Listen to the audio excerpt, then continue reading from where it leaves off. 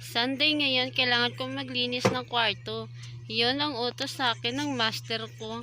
Diwo. Wait lang, may gagawin lang ako. OMG, you look so cute. Ang dami ko nang alam sa buhay. Ito na, maglilinis na ako. Kailangan malinis. Kasi, gusto ko talagang malinis. Kasi, gusto talaga akong malinis. Ito na. Oo, magi-start na ako maglinis.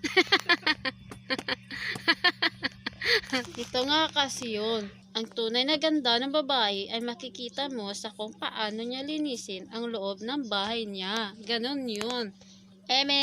Sa isang relasyon, pag may away o tampuhan, may iyot Oh, yan. come on. Gaano makalaking away nyo, sa iyot lang kadalasan nagtatapos yan.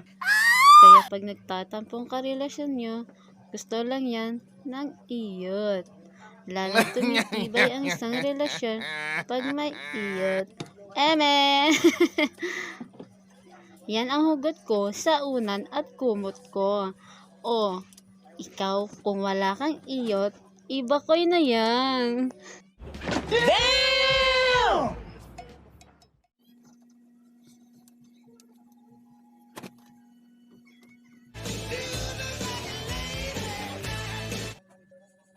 Yung higaan, nililinis din yan sa ilalim at ibabaw.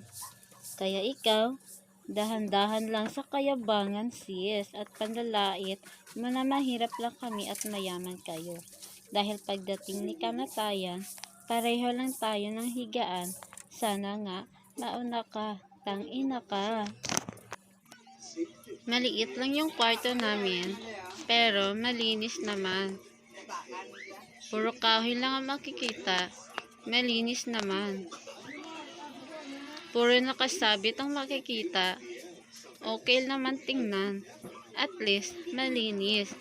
Di kagaya mo, nagpapakita ng gilas, nagpapakitang tao.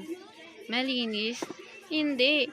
Maalikabok sa loob at sobrang dumi. Either way.